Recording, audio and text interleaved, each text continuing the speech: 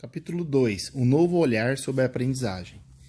Quando comecei a dar aulas, em 1962, a escola supunha que se escrevia de ouvido e imaginava que, falando certo, se escreveria certo. Embora considerasse normal as crianças cometerem determinados erros pela existência de algumas regras ortográficas específicas, do tipo S entre vogais tem som de Z.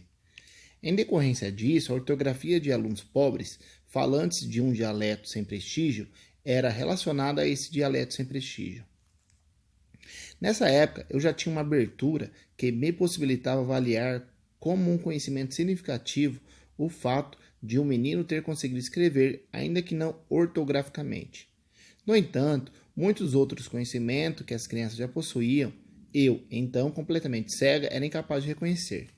Não havia conhecimento científico acumulado que me permitisse superar um ponto de vista adultocêntrico, a forma pela qual se costuma conceber a aprendizagem das crianças a partir da própria perspectiva do adulto, que já domina o conteúdo que quer ensinar. Dessa forma, não é possível compreender o ponto de vista do aprendiz, pois não se pode enxergar o objeto do seu conhecimento com os olhos de quem ainda não sabe. Quando essa é a perspectiva do professor, ele, do lugar de quem já sabe, define o que é mais fácil e o que é mais difícil para os alunos e quais os caminhos que eles devem percorrer para realizar as aprendizagens desejadas. Essa concepção frequentemente gera um tipo de procedimento pedagógico que dificulta o processo de aprendizagem para uma parte das crianças, exatamente aquelas que mais precisam da ajuda da escola porque têm menos conhecimento construído sobre os conteúdos escolares. A adoção dessa postura adultocêntrica não é uma decisão voluntária dos professores.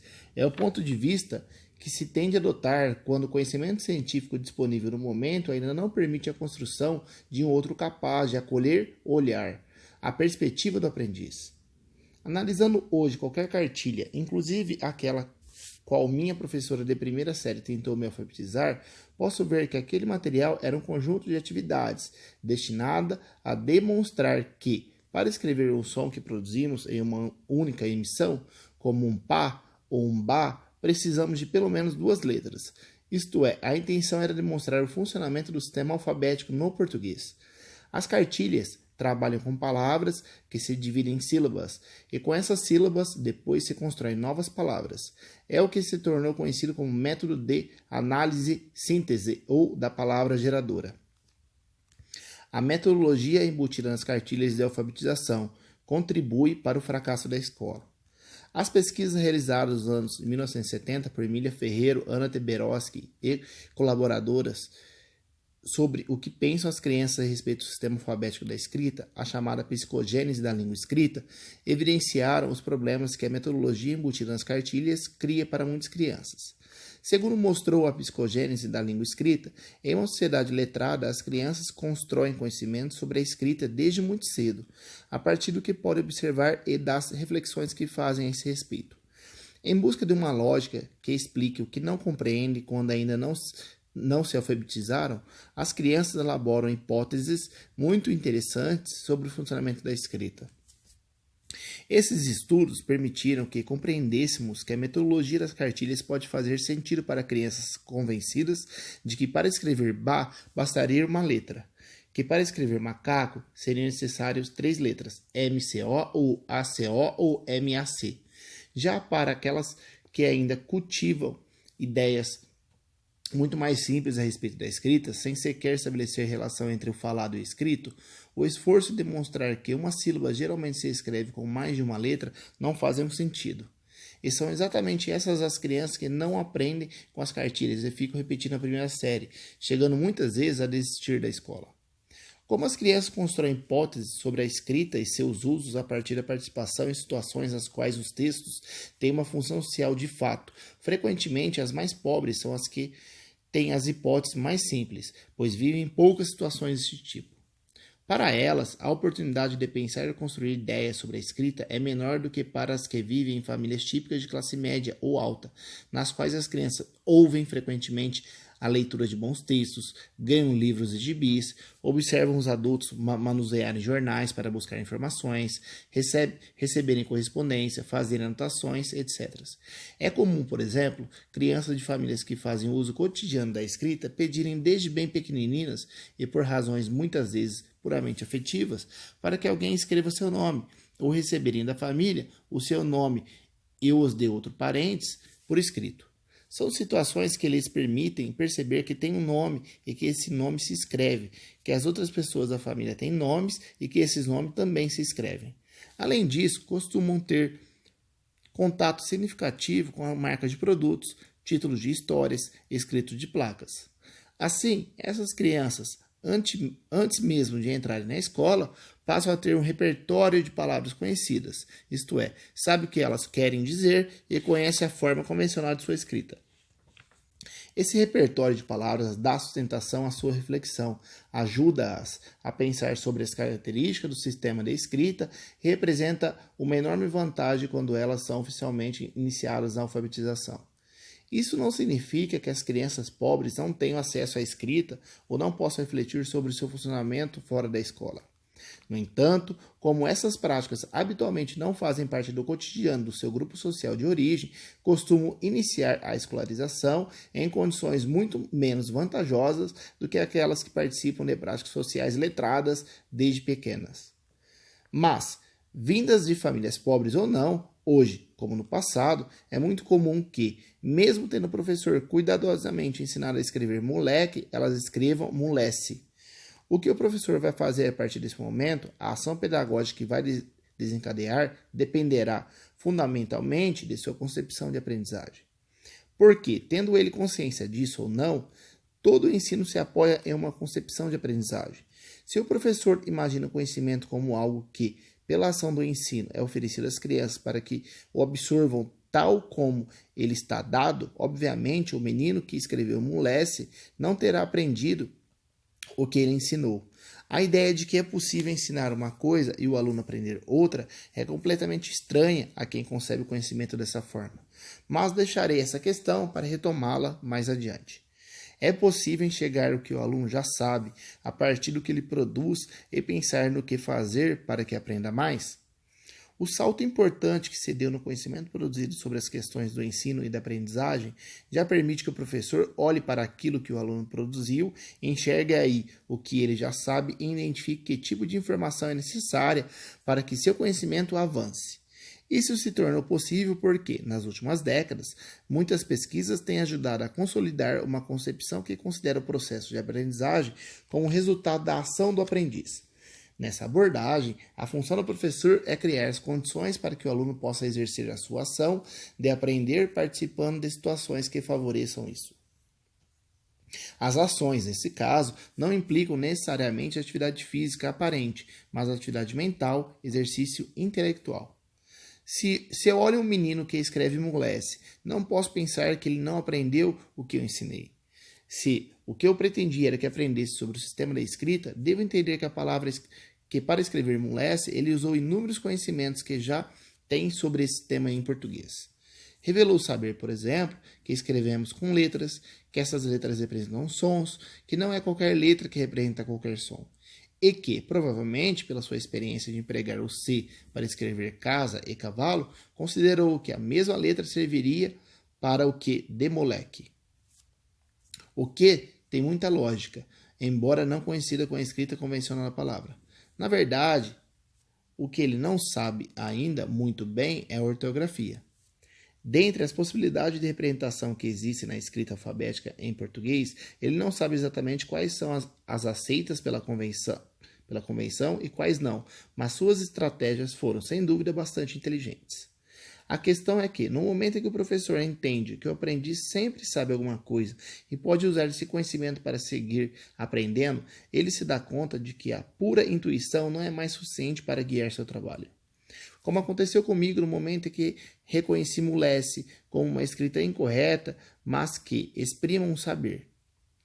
Em 1962, se os meus meninos, para escrever moleque, grafassem U-E-I MEI ou MLC ou outras possibilidades dessa mesma natureza, o que provavelmente alguns fizeram sem que eu sequer notasse, mesmo com muita boa vontade e sensibilidade, eu jamais poderia reconhecer essas escritas como a expressão de um tipo de saber. Para interpretar adequadamente o que está acontecendo com a aprendizagem de seu aluno, o professor precisa de um conhecimento que é produzido no território da ciência. Isso porque, na verdade, a gente consegue ver apenas o que tem instrumentos para compreender. É preciso considerar o conhecimento prévio do aprendiz e as contradições que ele enfrenta no processo. Cada concepção de aprendizagem produz sua própria linha de investigações. É ela que determina as pesquisas que se fazem e o ponto de vista do cientista que vai se preocupar com as questões estudadas. Na concepção de aprendizagem, que se tem chamado de construtivista, na qual o conhecimento é visto como produto da ação e reflexão do aprendiz, esse aprendiz é compreendido como alguém que sabe algumas coisas e que, diante de novas informações que para ele fazem algum sentido, realiza um esforço para assimilá-las. Ao deparar-se com questões que a ele se colocam como problemas, depara-se também com a necessidade de superação. E o conhecimento novo aparece como resultado de um processo de ampliação, diversificação e aprofundamento do conhecimento anterior que ele já detém. Assim sendo, é inerente à própria concepção de aprendizagem que se vai buscar o conhecimento prévio que o aprendiz tem sobre qualquer conteúdo. Essa tarefa é um desafio que só pode ser superado com conhecimento científico específico. Por exemplo, a partir da revelação feita pela psicogênese da língua escrita, de que, enquanto se alfabetizam, as crianças passam por um momento em que representam com apenas uma letra os fragmentos sonoros que conseguem isolar na fala. Tornou-se possível considerar MLC ou UEI para escrever moleque, como uma expressão de conhecimento sobre a escrita que precede a compreensão do funcionamento do sistema alfabético. No momento em que uma criança escreve dessa maneira, ela já sabe que a escrita representa a pauta sonora, que para escrever usamos letras, que não é qualquer letra que serve para escrever, mas ainda não sabe que, quando emitimos um som do tipo mu, a letra U não é suficiente para representá-lo. Não sabe que vai precisar diferenciar o mu do bu e do tu, e que se usar o U para escrever tudo isso, na hora de ler não conseguirá recuperar o que escreveu. Porque uma coisa é ela pensar mu e escrever u, outra é depois olhar o u e conseguir decifrar o que escreveu. Aliás, é muito comum acontecer isso. Crianças com esse tipo de hipótese sobre a escrita muitas vezes escrevem, por exemplo, gato, pato e rato da mesma forma, a-o. No entanto, para elas mesmas, isso é inaceitável, pois uma das primeiras hipóteses que as crianças constroem sobre o sistema de escrita é a que diz que nomes diferentes não devem ser escritos com as mesmas letras. Nesse descompasso está o grande território das contradições que as crianças tendem a enfrentar para superar essa hipótese, que não dá conta da escrita no português. Daria se fosse japonês, hebraico, árabe, que são línguas silábicas e não alfabéticas como a nossa. Contradições como essa são a própria condição para a aprendizagem, pois colocam o aprendiz em situações de conflito cognitivo. Um conflito que vai gerar necessidade de superação das hipóteses inadequadas através da construção de novas teorias explicativas. Nesses momentos, a atuação do professor é fundamental, pois a conquista de novos patamares de compreensão pelo aluno é algo que depende também das propostas didáticas e da intervenção que ele fizer. O registro de uma professora preocupada em identificar o conhecimento que existe por trás das hipóteses de seus alunos e em organizar boas situações de aprendizagem revela como a atenção ao que eles dizem e pensam é condição para perceber os desafios de uma intervenção consequente. Foi muito interessante a hora da história hoje. Como venho fazendo todos os dias, peguei os livros de que os alunos mais gostam para que escolhessem a história que seria lida. Levantei o planeta laranja e perguntei o que estava escrito na capa. Me disseram em uníssono o nome do livro. Pedi que lessem outro e responderam imediatamente, O Lobo e os Sete Cabritinhos.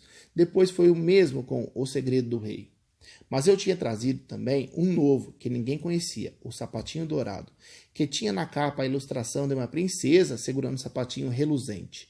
Pedi da mesma forma que me dissessem o que estava escrito. Eu ouvi um coro, não tão unânime assim. Cinderela! Algumas crianças pareciam não estar tão certas. O Léo logo disse: tem muitas letras para estar escrito Cinderela. E logo a Maria Alice exclamou: é gata borralheira. Passou o dedinho sobre o título e se convenceu. Me deu um branco. O que eu ia fazer? Confirmar que era, dizer a verdade e deixar para lá? Por outro lado, não são eles que vão construir esse conhecimento? Me segurei e, muito por não saber o que fazer, não disse nada de imediato. Vi que algumas crianças se detinham com atenção às letras e foram chegando à conclusão de que havia algo errado, pois o que estava escrito começavam com O, e se fosse a gata borralheira, deveria começar com A. Ficou claro para mim que cada um poderia estar diante de um desafio diferente naquela situação. Alguns se perturbaram com o fato de que apenas o contexto, no caso a ilustração da capa, não bastava para informar o que estava escrito. Outros, que já conheciam as letras, se incomodaram por não poderem decifrar o que ali se dizia. Outros ainda tentavam uma leitura silábica, reconhecendo algumas letras e tentando ajustá-las a gata borralheira, desanimando diante da impossibilidade de fazer isso. Em meio a essa discussão, o Rafael me pediu para que lesse logo Cinderela, referindo-se ao livro que eu havia trazido. Juro que fiquei desconcertada. Para ele, o que estávamos discutindo não fazia nenhum sentido. Será que eu não poderia explicar para todos o que alguns já haviam compreendido? Bem, aí eu contei o verdadeiro nome da história e li. Devo confessar que não sei muito bem encaminhar situações desse tipo. Por um lado, acho que estou começando a entender qual a importância desse negócio de botar as crianças para trabalharem juntas e para lerem enquanto ainda não sabem. Dá uma boa confusão, elas se envolvem, pensam, discutem, vejam as coisas que estou estudando sobre a aprendizagem acontecerem ali na minha frente. Mas continuo sem saber como ajudá-las a entender o funcionamento do sistema da escrita. Não consigo ficar tranquila terminando uma atividade que eu propus sem amarrar o que puder aprender, sem ter clareza do que aprenderam e, pior, sem saber sequer se aprenderam. Preciso discutir o que mais posso propor e como posso intervir. Ana Rosa Abreu, Diário de Classe, 1987. Todos os alunos dessa turma terminaram o ano sabendo ler e escrever, e foram muitas as situações em que essa professora organizou para que eles pudessem avançar. As situações didáticas que foi propondo aos alunos possibilitaram que cada um fosse se deparando com os limites de suas próprias teorias explicativas. Essas teorias são formas de interpretação não necessariamente conscientes, mas que orientam a ação de quem está aprendendo. Elas vão sendo modificadas nesse embate com a realidade com a qual o aluno se depara a todo instante, especialmente quando o professor sabe como criar contextos adequados para que isso aconteça. Para aprender, a criança passa por um processo que não tem a lógica do conhecimento final, como é visto pelos adultos. Se o professor quer saber o que alguém que ainda não sabe ler, pensa sobre as questões que estão relacionadas ao ato de ler, precisa criar situações específicas. E essas situações têm de demandar que as crianças façam coisas para que ele possa perceber o que pensam através das suas ações. Isso vale para qualquer área do conhecimento. O que pode pensar uma criança sobre o número, por exemplo, tanto do ponto de vista das quantidades quanto dos aspectos notacionais, quando ela ainda não é capaz de realizar operações com números? De um ponto de vista construtivista, é preciso aceitar a ideia de que nenhum conceito, nem o número, nem a quantidade, nem nada nasce com o sujeito ou é importado de fora, mas precisa ser construído. E que, para isso, o aprendiz passa por um processo que não tem a lógica do conhecimento final já construído. Por exemplo, a um adulto pode parecer absurdo que alguém imagine que uma certa quantidade de bolinhas, quando espalhadas, contenha mais unidades do que quando juntas. Mas é isso que pensam as crianças pequenas, como mostraram as investigações de Piaget. Essa é uma expressão genuína da lógica infantil. Até que tenha construído a noção de conservação das quantidades, a criança, para estimar quantidades, pauta-se pela extensão espacial que os objetos ocupam. No entanto, no momento em que constrói um conhecimento sólido sobre a permanência das quantidades numéricas, ela abandona a lógica anterior e se torna completamente inconsciente do tipo de reflexão que fazia algum tempo antes, mesmo que esse tempo seja de apenas algumas semanas. Uma vez, quando eu estava trabalhando com professoras indígenas no Acre, um professor que estava se formando para alfabetizar as crianças em sua aldeia e que era recém-alfabetizado, ao ouvir minha tateante explicação do que era a hipótese silábica, teve uma iluminação. Levantou-se e explicou para os colegas que agora ele entendia por que, em seus papéis, desenhados por ele antes de saber ler, escrevia seu nome com 3 letras, NBT, de Norberto. Se não tivesse ainda os seus desenhos, provavelmente não se lembraria da forma silábica com a qual grafava o próprio nome. Por sorte, os papéis guardados documentavam seu processo de alfabetização, permitindo-lhe uma consciência sobre ele que, de outra maneira, seria impossível. Algumas situações são privilegiadas para revelar os percursos do conhecimento quando ele ainda está em processo de construção. Certa ocasião, propus uma prova de conservação de matéria a uma menina de 5 anos. Fiz uma bolinha de argila e pedi a ela que fizesse uma igual. Achatei minha bolinha sobre a carteira até adquirir uma forma de panqueca e perguntei: de nós duas, quem tem mais argila e quem tem menos? Desconfiada, ela levantou a panqueca que eu havia feito, pegou uma régua e foi raspar a carteira procurando migalhas de argila. Era tão óbvio para essa menina que, se eu não havia tirado nem posto nada, a panqueca com certeza teria a mesma quantidade de argila que a bolinha, que só lhe restou pensar que deveria ter acontecido no processo algum acidente que lhe escapara e que justificaria o fato de a panqueca estar com menos argila. Quem sabe tivesse perdido um pouquinho de barro em alguma greta da carteira. Se para uma menina de 5 anos fica tão apagada a forma como pensava pouquíssimo tempo antes, imagina para nós. Por isso, é muito difícil para o professor manter-se dentro de uma visão construtivista se ele não tiver uma postura intelectual a guiá-lo e lembrar-lhe o tempo todo que seu olhar não é igual ao olhar da criança, que ele vê o conhecimento de um lugar onde o conhecimento já está construído e que por isso precisa se apoiar no conhecimento científico disponível, única forma de recuperar o olhar de quem está em processo de construção. Não é à toa que só agora a concepção construtivista de aprendizagem começa a fazer diferença na questão pedagógica da escola fundamental, embora a pedagogia namore o construtivismo desde o começo do século passado. Foram necessários esses anos todos para que se produzisse um conhecimento que pudesse servir de referência a uma prática pedagógica apoiada nessa concepção de aprendizagem. O que mostra que não é verdadeira a ideia de que uma concepção da aprendizagem gera diretamente uma pedagogia de um determinado tipo. É condição, mas não é suficiente.